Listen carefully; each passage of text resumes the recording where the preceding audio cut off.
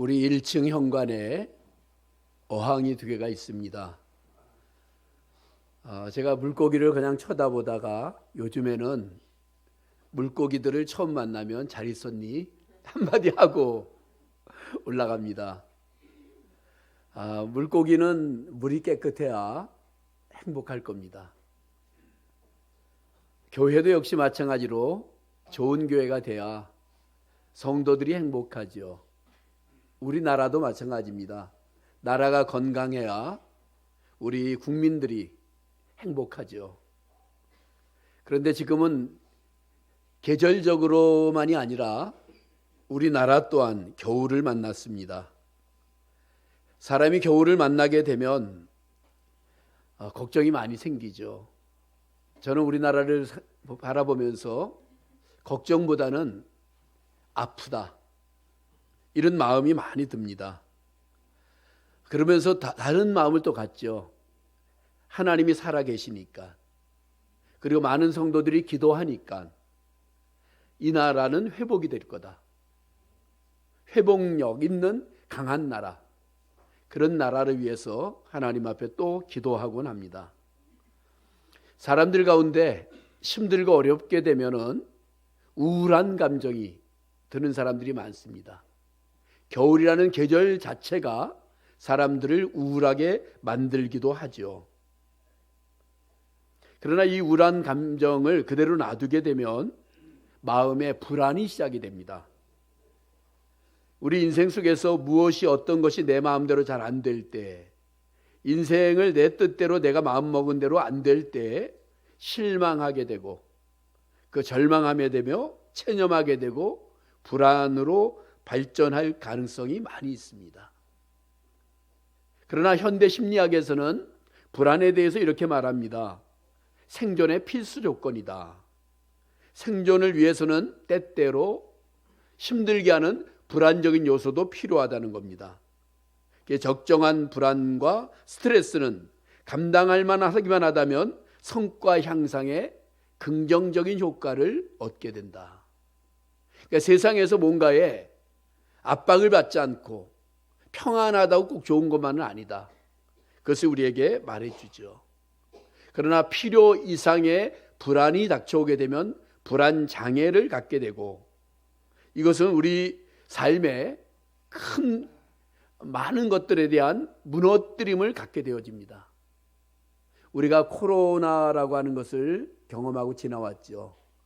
그러면서 많은 사람들의 머릿속에 들어온 글자가 있습니다. 뭐냐면 방역. 요즘에 이제 감기가 많이 도니까는 많은 분들이 방역의 가장 기초적인 마스크를 많이 쓰기도 하죠. 그런데 우리는 어떤 방역을 해야 될 것인가? 심리 방역, 영혼 방역. 이 겨울이나 힘든 상황이나 어려운 상황에 있을 때 우리는 심리적으로 우리의 영혼에 방역을 해야 이 모든 것들이 우리를 침입하지 못하도록, 많은 이 사건과 상황이 우리의 영혼과 우리의 마음을 괴롭히지 못하도록 이런 영혼과 심리에 방역을 할 필요가 있다.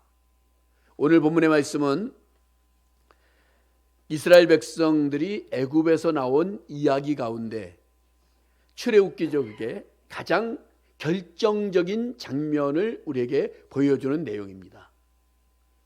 그들이 애굽에서 나오자마자 이미 광야였어요. 그러나 첫 번째 만난 사건이 홍해였고 뒤에서 쫓아오는 애굽 군대였습니다. 그런데 우리는 그것을 보기 이전에 큰 하나님의 손과 그림을 먼저 봐야 됩니다. 하나님의 계획이 있었다는 거죠. 아브라함, 이삭, 야곱, 요셉에 걸쳐 있을 때 이제 요셉, 야곱의 식구 70명이 애굽에 내려갑니다. 400년 동안에 그들이 얼마나 자녀들을 많이 낳았는지 200만 명 가까운 사람들로 이제 히브리인들이 있게 됩니다. 고센 땅에서 그들은 농사를 짓고 평안했고 행복했고 자유했습니다. 그런데 어느 날 요셉을 알지 못하는 새 왕이 등장을 했습니다. 여기서 요셉을 알지 못하는 새 왕이라는 것은 이집트 애굽에 혁명이 일어났다는 겁니다. 그러니까 우리나라가 신라가 고려로, 고려가 조선으로 바뀌는 것처럼 완전히 변혁이 일어났다는 겁니다. 이 왕조가 집권하자마자 먼저 왕조와 친하게 지냈던 시브리인들을 괴롭히고 노예 삼고 그들을 부리기 시작합니다. 그들을 많이 힘들게 만들기 시작합니다. 그러자 시브리인들이 정신이 났어요. 아, 우리가 누구지? 우리가 왜 여기에 있지? 우리는 누구일까라고 하는, 그래서 그들은 조상들이 아브라함과 이삭과 야곱, 우리 조상들이 하나님을 찾았듯이 하나님을 찾기 시작합니다. 그때 하나님께서는 또 한 사람을 준비하셨죠. 그것이 바로 모세였습니다. 많은 아이들이 죽임을 당하는 그때에 모세가 태어나게 되고 바로의 공주의 아들로 자라나게 되고, 그러나 히브리 교육을 유모와 같은 어머니로부터 받게 되고, 그러면서 그는 히브리 사람의 마음을 갖게 되다가 히브리 사람을 편들다가 실수로 살인을 쳐, 그리고 도망자가 되어집니다. 40년 동안 광야에서 살게 됩니다. 그런데 우리가 여기서 발견할 수 있는 것은 애굽에 새 왕이 등장했다, 하나님의 손에 있었다는 거죠. 그리고 모세가 태어났다, 모세가 나중에 광야 40년의 생활 속에서 이스라엘 백성들을 이끄는 광야 생활에 익숙한 사람이 되었다. 이 모든 것들이 하나님의 손 안에 있었다는 거예요. 때가 되었을 때 하나님께서는 호렙산 떨기나무 불꽃 가운데서 모세를 부르셨죠. 그리고 모세를 통하여서 이렇게 말씀합니다. 나는 너희의 하나님이 되고 너희는 내 백성이 될 것이다. 그러므로 너는 내 백성을 이끌라고, 히브리 민족이야말로 내 백성이라고 하나님께서 말씀을 하신 것이죠. 모세는 처음에는 내가 어떻게 이 일을 감당할 수 없다라고 생각을 했지만 하나님이 그에게 능력을 보여주시죠. 내가 잡고 있는 지팡이, 그 지팡이를 던져라. 목동에게 지팡이는 귀한 건데 던졌더니만 큰 뱀이 됐어요. 다시 잡으니 지팡이가 되었습니다. 그리고 모세에게 너의 손을 품에 넣어보라.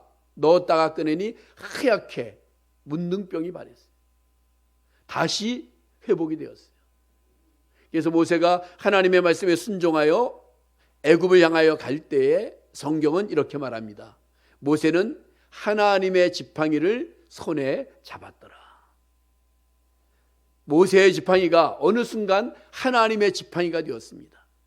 그리고 바로 왕 앞에 가서 하나님이 말씀하시기를 내 백성을 보내라 한다라고 했을 때 바로가 거절하죠. 10가지의 재앙이 애굽에 임합니다. 애굽 사람들의 입장에서는 재앙이었지만 히브리인들의 입장에서는 기적이었어요. 10가지의 기적이 임했다라고 볼 수 있는 거죠. 결국 바로가 두 손 듭니다. 나가라, 나가라. 그래서 그들이 나갑니다. 그리고서 정말 담대하게, 기쁘게, 신나게 그렇게 애굽에서 탈출했는데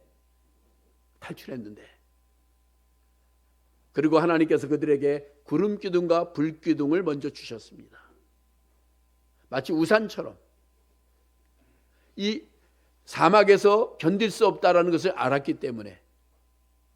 그런데 눈앞에 홍해가 있었습니다. 이 홍해를 어떻게 지나가지 하고 있을 때 뒤에서 바로의 군사들이 총동원해서 쳐들어 들어옵니다. 가만히 생각하니까는 이 노예들을 그냥 보내는 것이 안 되겠다. 다시 잡아들여서 특별히 그 당시에 농사를 짓는 이 노예 역할을 해야 되겠다라고 해서 쳐들어온 것이죠. 홍해를 만났습니다. 애국 군대를 만났습니다. 이스라엘 백성들은 여기에서 아수라장이 되어버립니다. 그러나 우리가 아는 것처럼 우리는 정답을 이미 알고 있죠. 홍해 갈라졌어요.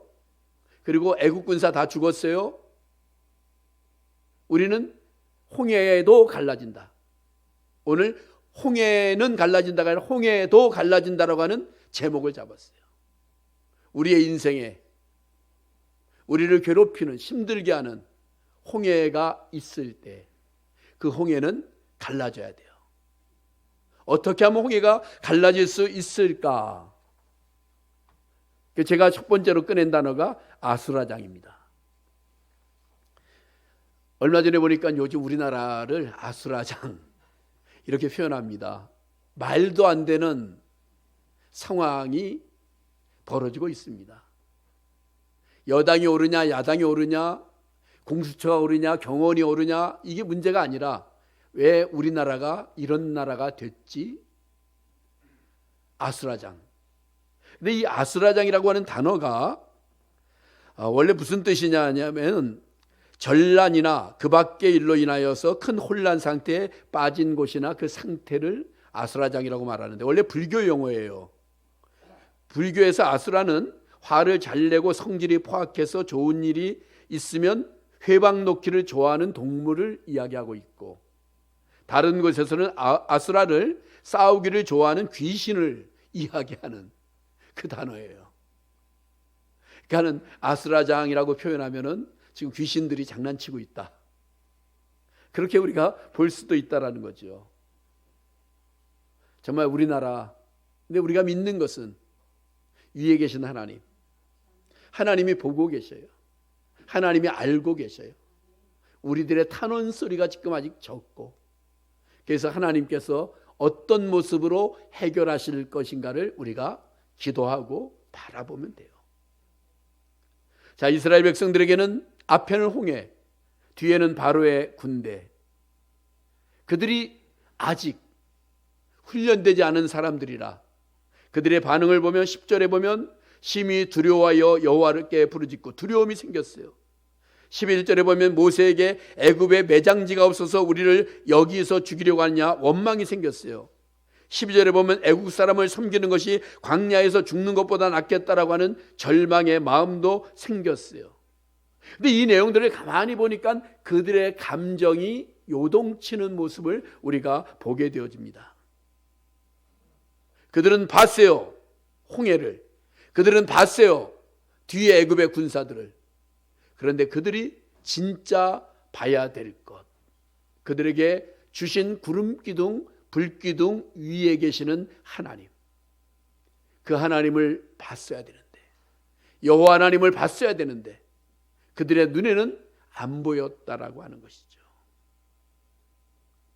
오늘도 그렇습니다. 많은 사람들이 보지 못하는 하나님의 손, 진짜 봐야 될 것을 보지 못하고 눈으로 세상만 바라보다.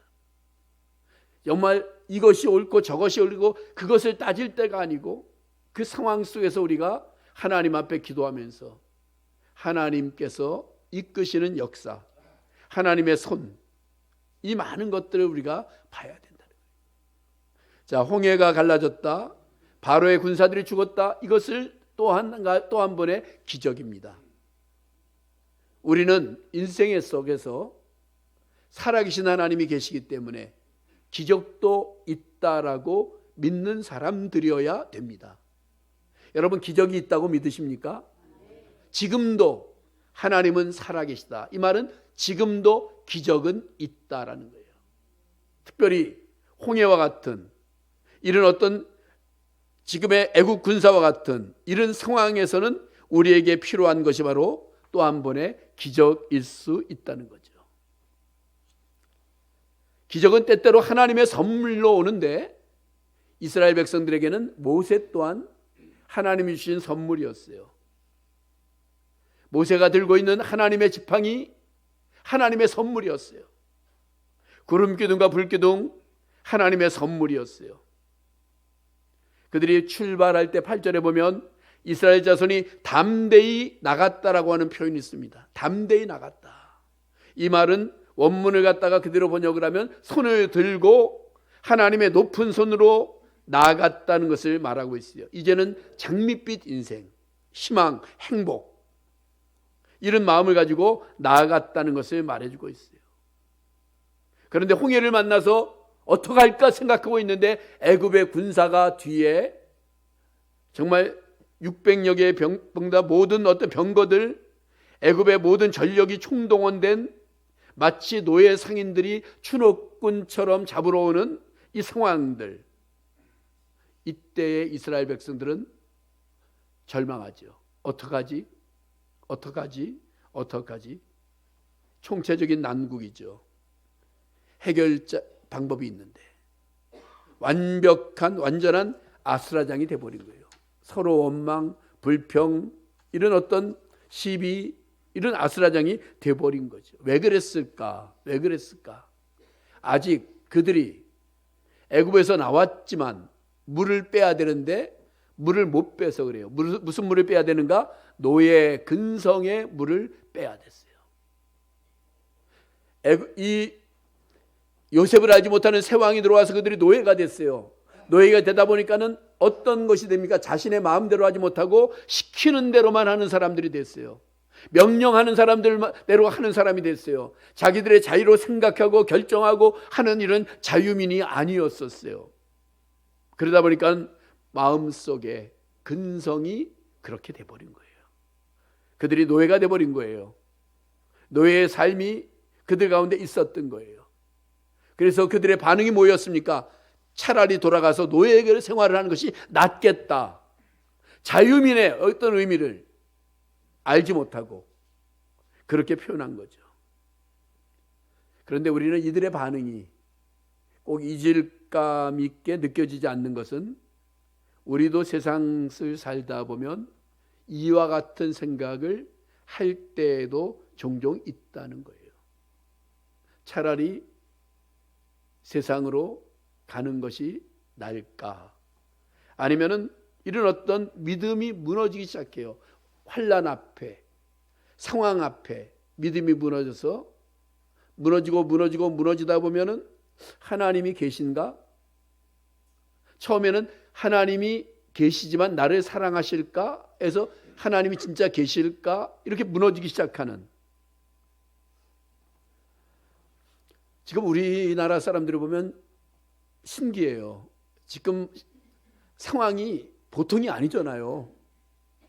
근데 우리가 잘 먹고 그냥 잘 자고 굉장히 신기한 일이 벌어져요.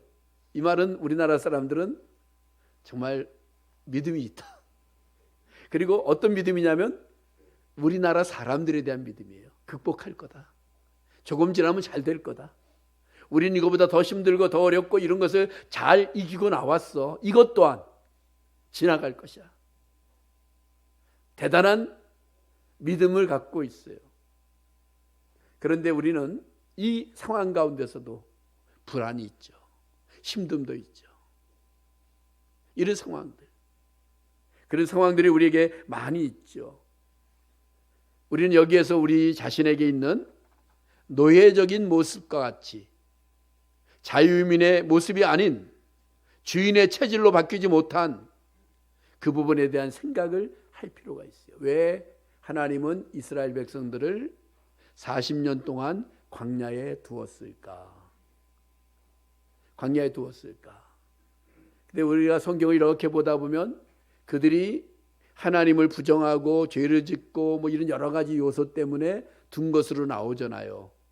그런데 그보다 더 큰 이유는 따져보면 그들이 들어가서 거할 가나안 땅은 우상 숭배와 수많은 이런 많은 어려움들이 있는 땅이기 때문에 이들이 하나님의 백성으로 훈련되어지지 않으면 가나안 땅에 들어가도 별 수 없다라고 하는 그것을 하나님이 아셨기 때문에 그들이 이 광야에서 하나님의 자녀들로 훈련받고 하나님의 백성으로 훈련받고 그렇게 해서 들어가야 된다는 것을 알았기 때문에 선민, 자유인인 것을 하나님께서 그들의 체질 변화가 필요하다는 것을 아셨다는 거예요.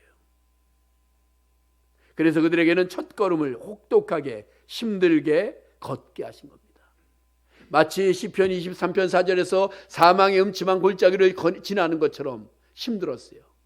그러나 그 힘든 가운데서 한 번도 하나님께서는 그들을 떠나지 않고 그들과 함께 하셨어요. 구름기둥 불기둥 만나 메추라기로 그들과 함께 하셨어요. 힘들지만 함께 하셨다. 우리는 그것을 기억해야 됩니다. 우리 인생길에 힘들지만 하나님이 함께 하신다면, 힘 안 들고 하나님이 함께 안 하는 것보다 1000배 만배 좋은 거다. 힘들지만 하나님이 함께 하셨다. 우리는 하나님이 하실 것이라고 하는, 하나님께 모든 짐을 내려놓는, 선장 대신 주님이 운행하시는 배에 온몸을 맡기는 그것이 필요하죠. 마치 바울 사도가 갈라디아서 2장 20절에서 내가 그리스도와 함께 십자가에 못 박혔나니 그런즉 이제는 내가 산 것이 아니라 내 안에 그리스도께서 사신 것이다. 이제 내가 육체 가운데 사는 것은 나를 사랑하사 나를 위하여 자기 몸을 버리신 하나님의 아들을 믿는 믿음 안에서 사는 것이라고 하는 그 고백과 같은 신앙 고백적인 믿음이 필요하다는 거죠. 결론은 뭡니까? 하나님의 방법이 있다는 거죠. 하나님의 방법이 있다. 오늘 모세가 이렇게 말합니다. 너희는 두려워하지 말고 가만히 서서 여호와께서 오늘 너희를 위하여 행하시는 구원을 보라. 너희가 오늘 본 애굽 사람을 영원히 다시 보지 아니하리라. 여호와께서 너희를 위하여 싸우시리니, 여호와께서 너희를 위하여 싸우시리니 너희는 가만히 있을지어다. 이 말은 하나님이 다 하신다. 하나님의 주권을 인정하고 하나님의 나의 삶의 주인인 것을 인정하고 가라는 것입니다. 저는 살면서 그런 생각을 합니다. 작은 것은 신중하게 계획하고 준비하고 노력합니다. 작은 것도 그냥 지나가면 안 돼요. 근데 큰 것은 하나님께 많이 맡기고 하나님이 어떻게 하시는가를 바라봅니다. 그런 원칙을 가지고 살고 있어요. 왜냐하면 큰 것은 내가 한다고 해서 해결되는 거 아니거든요. 우리가 믿어야 되는 것, 여호와 이레. 하나님이 준비하신다. 하나님이 준비하신다. 하나님의 산에서 준비되었다라고 하는 창세기 22장의 여호와 이레의 하나님을 우리는 믿는 것이죠. 사람이 이러지도 못하고 저러지도 못하는 상황에 빠지면 뭐 지푸라기라도 잡는 마음.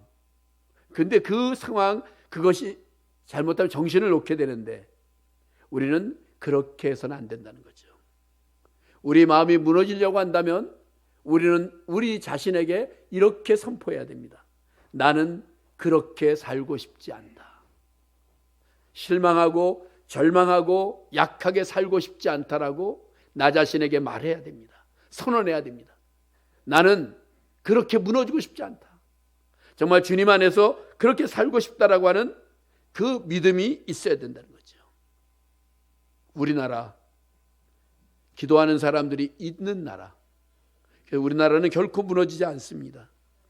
어떤 상황에도 무너지지 않아요. 더 좋은 나라로 거듭날 것입니다. 어떤 그 믿음이 오늘 우리에게 필요해요. 과거에도 그랬고 현재에도 그러하며 미래에도 그러할 것은 오직 모든 것을 해결해 주실 분은 하나님 한 분밖에 없다. 오직 내가 어찌할 수 없고 노예 근성에 있을 때도 해결해 주실 분은 예수님밖에 없다. 오직 예수님께서 내 속에 내밀한 문제를 해결해 주실 분도 성령님밖에 없다. 삼위일체 하나님께서 결국은 다 하실 거라고 하는 그 믿음. 그 믿음. 그것을 위해서 우리는 기도하는 거죠. 사랑하는 성도 여러분, 인생에서 홍해와 애국 군사들을 만난 것처럼 사방으로 우겨싸임을 당한다 하더라도 우리의 마음이나 우리의 감정이 무너지면 안 되는 거예요. 세상에는 그런 것을 갖다가 이렇게 말하죠. 하늘이 무너져도 솟아날 구멍이 있다. 이렇게 생각하면 안 돼요. 그 신앙인의 자세가 아니에요. 호랑이에게 물려가도 정신만 차리면 산다. 그런 세상적인 속담이 아니라 우리에게는 하나님이 계시다. 나를 사랑하시는, 나와 함께 하시는, 나를 도우시는, 내 편 되시는 하나님이 계시다는 거예요. 내 마음속에 내 생각대로 안 되는 것이 너무 많지만 신앙인일 때 포기하는 것이 아니라 내 힘으로는 안 됩니다. 하나님이 하셔야 됩니다. 그 믿음을 갖기면 홍해에도 갈라진다는 거죠. 사람이 믿는 것보다 더 크신 하나님을 기억해야 됩니다.